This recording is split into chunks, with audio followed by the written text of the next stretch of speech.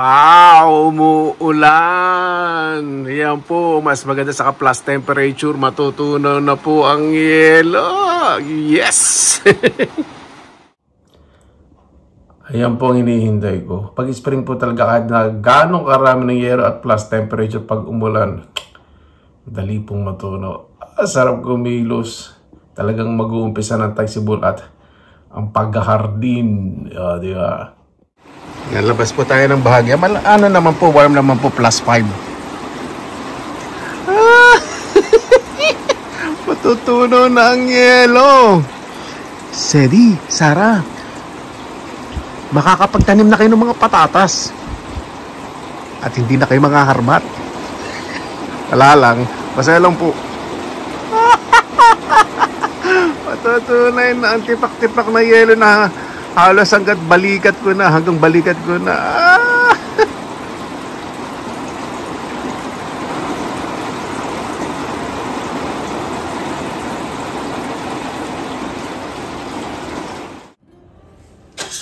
Yan, piprito po muna ako ng liempo. Liempo po ito pero ang pagkaka-cut, bacon style. Hindi po ako maglalagay ng mantika, syempre. Marami na po itong taba. Kapag ganitong malamig po talaga kailangan magkakain ng karne. At hindi po ako nakakalabas masyado. Magte-take po dapat ng vitamin E sa mga kababayan po natin na nasa 4 seasons na po pag malamig. Take po kayo ng vitamin E kung hindi po kayo nakakalabas ng hindi vitamin E. Vitamin D. Ang tanga ko, nagmamarunong. Vitamin D po. Vitamin D, hindi vitamin E. Ito, konting asin lang po ilalagay ko.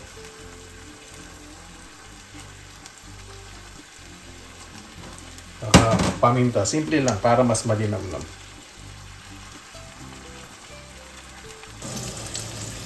Pag ganito po niluluto po ninyo, medyo high heat po.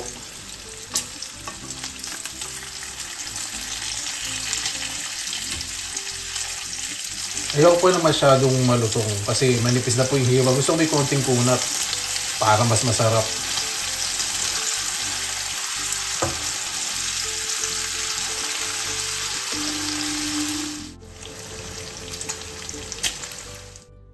Ayan, ready na po. Yung inihaw na talong at ensaladang sibuyas kamatis na may ginamos, konting suka, asin, paminta at sibuyas kamatis, sibuyas, di ba? Yung liempo. Manggang hilaw na may ginamos at sili, sabaw ng sinigang, kanin at ensaladang, yun nga, kanina, same. Kaya na po tayo. Mabuhay yan! Maraming salamat na po sa Panginoon. Sama-sama na naman po tayo. Naway safe po ang lahat bago tayo sa pasalamatan po muna natin ng Panginoon. Pero maraming salamat po sa biyaya binigay niyo po sa amin. Naway ang bawat isa po safe. Malapit na naman po matapos ang linggo. Pakigabay po ang aming mga mahal na sa buhay, lalo na po yung mga malayo po sa kanilang mga pamilya. Naway lahat po ng mga pinagdadaanan po ngayon ay gumaling kayo na po, bahala po sa inyo. Sinusuko na po namin sa inyo lahat sa kanilang susabihin. Excuse me. Yan. Yung sabaw ko po ito, yung sinigang. O diba? Lifetime supply. Naliba na ba ito? Dito na lang. Sad mo na natin to. Sarap.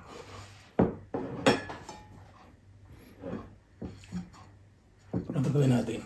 Para may ano nga ba? Sad natin ang bagay ito. Hindi na. Gulo ko, no? Sesya na ko. Hindi ko alam kasi paano bebelo eh. Umana tayo nito. Ito po yung Japanese na eggplant, yung mahaba. Yan yung balat. Sabihin natin yung balat.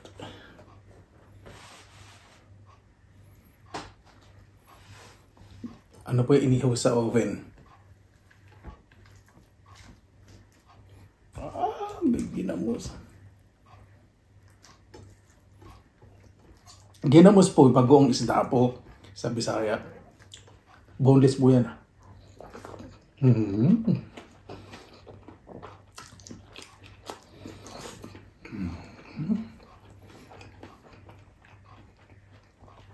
Mangga din po bagoong ginamos.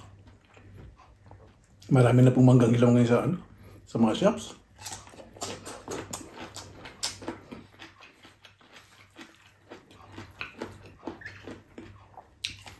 Kasi nga po, nag-uumpisa na yung taglagas, di ba? Dahil hindi masyadong naihaw. Medyo malambot po yung balat, sayang. Napakamahal pa naman ito. Baka isang balat pwede pa. Pwede pa ito. Katigas. Ayaw eh. Diyos ko, 3 euro. 4 na piraso lang.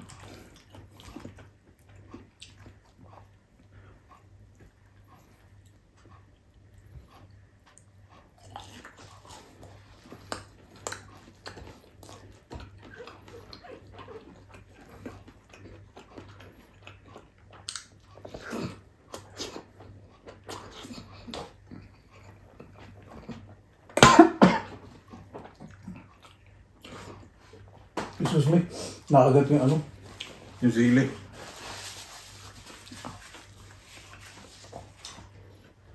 Hindi talaga ako medyo sanay pa sa sobrang anghang. Kailangan pa ng training.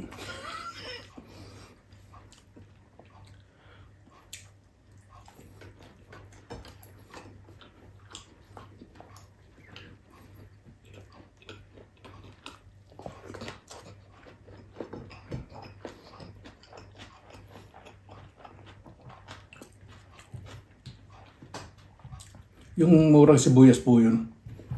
Spring onion.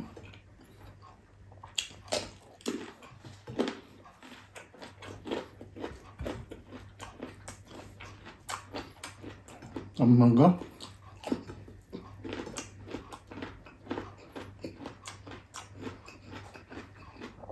Pag ganda po ulam, naku po.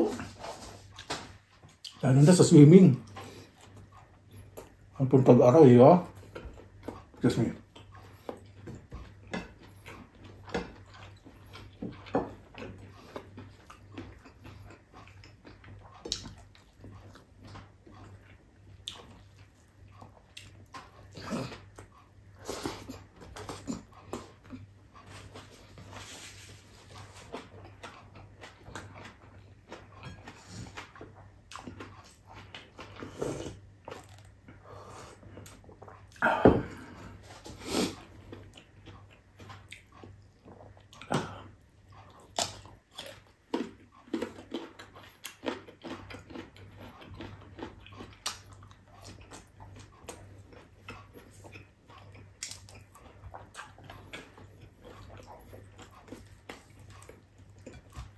Sa inyong balat, dahil pala yung kanina yung balat, binabad ko, alam, natuyo na.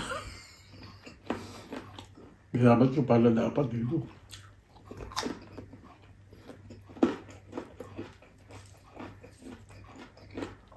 Bihira na pa makabili ng gantong talong. Basta yung mataba po, mataba na.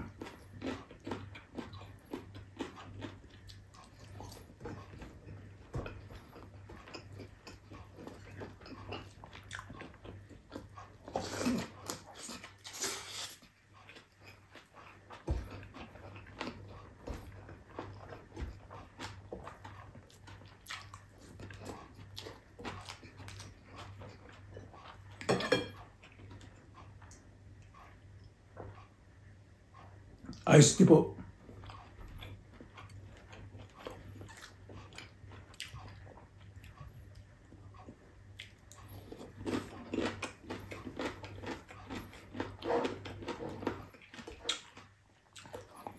Hindi na mas mo nakakabili dito sa Asian shop.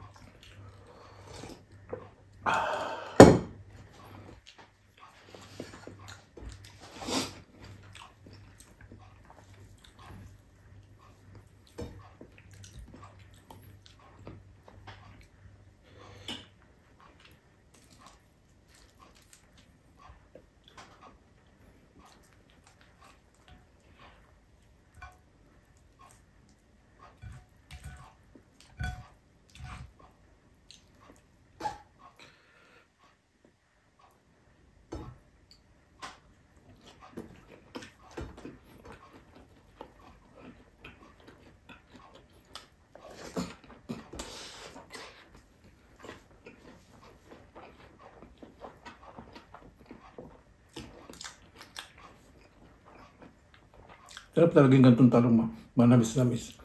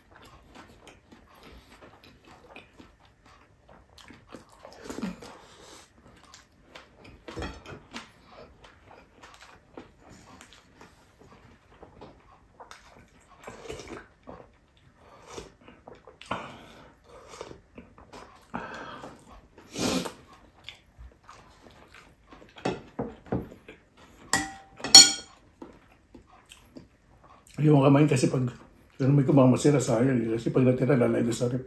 Ito po.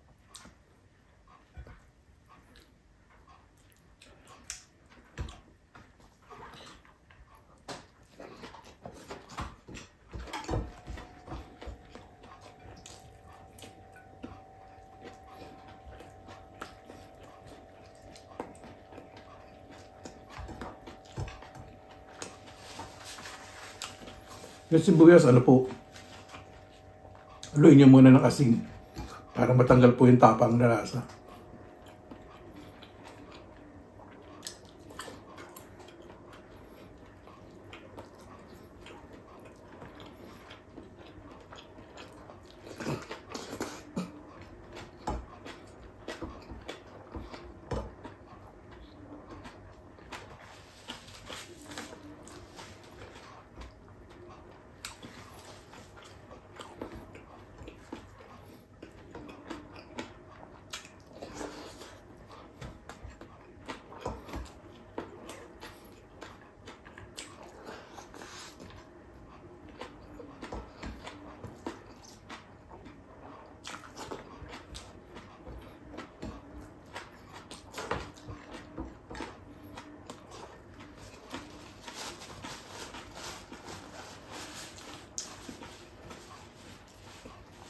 Medyo kapos ang kanin natin.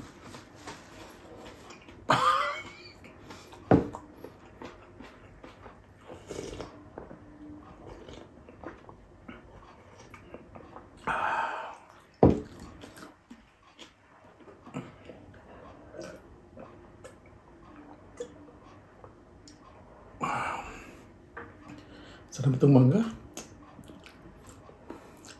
Kasi siyempre, nagwa-warm na po yung weather, hindi na po minus temperature, nakakapag-deliver na po ng mga mas maraming fresh fruits and vegetables.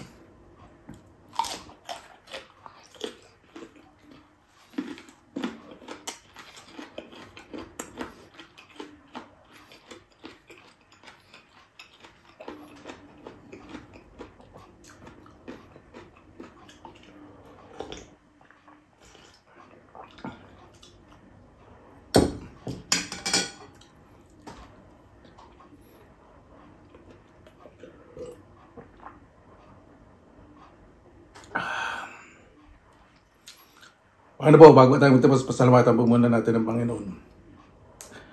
Panginoon, maraming salamat na po sa biyaya binigay po sa amin sa araw na ito. Ibigay at ibibigay naman bawat isa po. Huwag pong mawalan ng pag-asa, lumaban.